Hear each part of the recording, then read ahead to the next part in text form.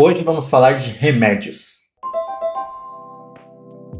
Bem-vindos a mais um Deixa eu Pensar. Hoje eu quero falar um pouco sobre o texto que eu escrevi essa semana, que eu não fiz um vídeo de leitura, foi um texto que ficou um pouco mais longo do que eu imaginei que ficaria. É uma fábula misturada com um diálogo platônico, onde gatinhos se reúnem para discutir sobre coisas da vida, mas trazendo os ensinamentos do tetrafármacon de Epicuro. Então, nessa fábula existe um personagem que é a referência para Epicuro, ele chama Epigatuno, e ele vai ensinar os outros gatos sobre os 4 fármacos da alma de Epicuro. Então, hoje eu quero falar um pouco sobre esses 4 remédios que o epicurismo trabalhava. Epicuro é muito conhecido pelo Jardim de Epicuro, que tem a mesma energia de largar tudo e ir para o meio do mato, ter uma chácara de uma vida tranquila. Foi quase isso que aconteceu. Epicuro tinha essa casa que tinha um jardim nos arredores de Atenas, fora da cidade, e ele se reunia com amigos. O objetivo era esse, se reunir com amigos e ter uma vida prazerosa, mas sem excessos. Eu vou entrar em detalhes sobre essa conduta que ele pregava durante os ensinamentos, essas conversas, esses diálogos com seus discípulos e amigos. Então vamos começar falando do primeiro fármaco, que é não temas os deuses. Epicuro achava que era irracional temer os deuses, porque os deuses, se existem, não estão nem aí pra gente. Por que os deuses, tão poderosos como são, se preocupariam com o que nós, tão inferiores, estaríamos fazendo? Para ele não faz sentido nenhum racionalmente. Então, se eles existem, não tem por que se preocupar, porque nós não temos acesso a eles e eles não estão preocupados com o que a gente está fazendo. E se eles não existem, então menos ainda uma preocupação a se ter. Logo, essa era a lógica de não ter essas ansiedades e preocupações com entidades divinas ou mitologias da época. O segundo fármaco é não temas a morte. Para ele também era irracional esse medo que as pessoas têm da morte, porque a lógica era muito simples. Enquanto estamos vivos, a morte não está presente. E quando morremos, já não existimos mais.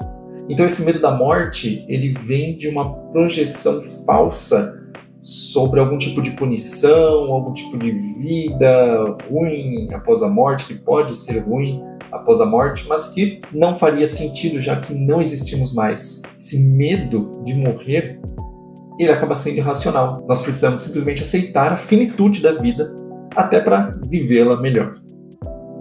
O terceiro fármaco, ele é o que polemizou muito o epicurismo. Ele diz que o bom está ao alcance. O bom é fácil de obter.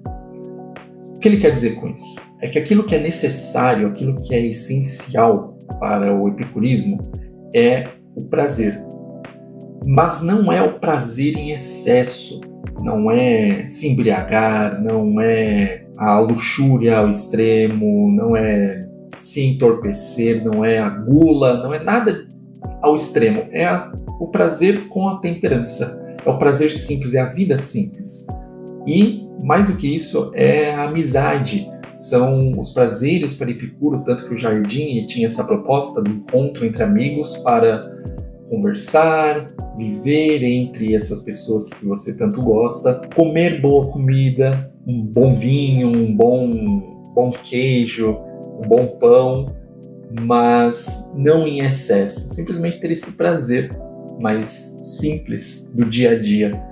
E sim, o epicurismo ele é uma forma de hedonismo, mas não extrapolado. Porém, essa visão ela foi extrapolada por pessoas que não concordavam muito e durante muito tempo, principalmente durante a domínio religioso na Idade Média, ela era vista como uma aberração, algo que era contra o que a igreja pregava, porque se dizia que era sobre prazeres extremos, sobre as tentações. E não tem nada disso. Na verdade, é totalmente o contrário da ostentação.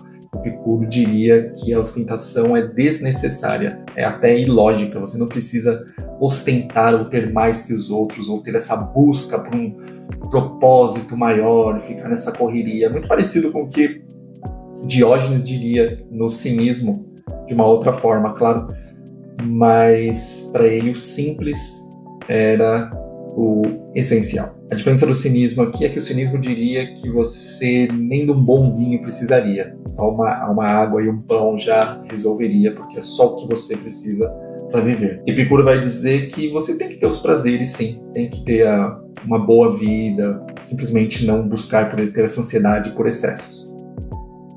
O último fármaco é que o mal é fácil de ser suportado. Ele diz que a dor, quando breve, ela passa rápido, por mais que ela seja aguda. Geralmente, para ele, inclusive, a dor, quanto mais aguda, mais breve ela vai ser. Então você vai ter aquele pico de dor, por exemplo, um grande machucado, falando de dor física mesmo, um machucado, você vai se curar de uma forma, por mais que demore algum tempo, é uma coisa breve, é uma coisa que vai se curar, então você consegue vencê-la com serenidade. Agora, quando é uma dor crônica, uma dor constante, aí acaba falando um pouco mais de uma dor da alma, uma dor da perda, uma dor do luto, uma dor do abandono, uma dor emocional. Ela é uma dor um pouco mais leve, mas constante.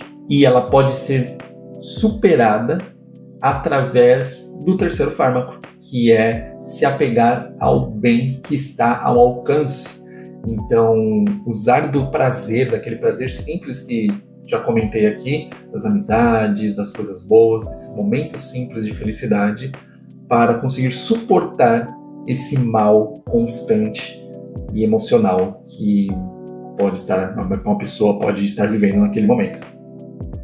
É muito interessante perceber aqui como o epicurismo ele se afasta bastante do estoicismo, e isso é um dos motivos que impedem que o epicurismo não seja sequestrado hoje em dia por discursos rasos, discursos de autoajuda, não está em nenhuma palestra coach, na verdade, nem em palestras de filósofos pop que a gente vê por aí, os famosos do Brasil. Dificilmente Epicuro é citado como ensinamentos para o dia a dia, porque no final, o que é popular, ele quer vender o que aquele momento econômico, aquele momento político da geração ou do momento que estamos vivendo precisa como demanda. O que eu quero dizer com isso? Eu quero dizer que no mundo corporativo que a gente vive, no mundo capitalista, é muito fácil se apropriar de um estoicismo que acaba sendo uma teoria filosófica um pouco mais aberta e facilmente sequestrada para trabalhar inteligência emocional, para jogar isso para empreendedores de sucesso, que são pessoas serenas e que conseguem, através de uma razão, inibir todas as emoções para chegar à melhor produtividade possível. Então, o estoicismo ele não é tão fechado quanto o epicurismo. Só para dar um exemplo, Marco Aurélio é um dos estoicos mais citados por empreendedores de palco. Por quê? Ele foi um imperador romano, ele foi uma pessoa de sucesso, um CEO da sua época, mas que manteve a compostura, se preocupava apenas com os resultados e conseguia lidar com todas as emoções, tinha aquela inteligência emocional. O que é uma grande bobeira, porque são contextos muito diferentes. Marco Aurélio era um imperador romano que destruiu civilizações, matou um monte de gente, caçou religiosos, queimou cristãos e hoje é tido como um herói romano e herói filósofo, o que simplesmente só pode realmente fazer sentido para quem não é da filosofia e quem está querendo vender alguma coisa. Ouso dizer aqui como um ato anti-estoicoticismo que a única coisa que Marco Aurélio fez e que a gente pode levar como um bom ensinamento sobre o estoicismo é que você tenha um diário e anote as coisas que você pensa, as coisas que você sente, as coisas que você lida no dia a dia. Isso pode ajudar muito nas suas reflexões, a você entender as decisões que você tomou, entender as suas emoções.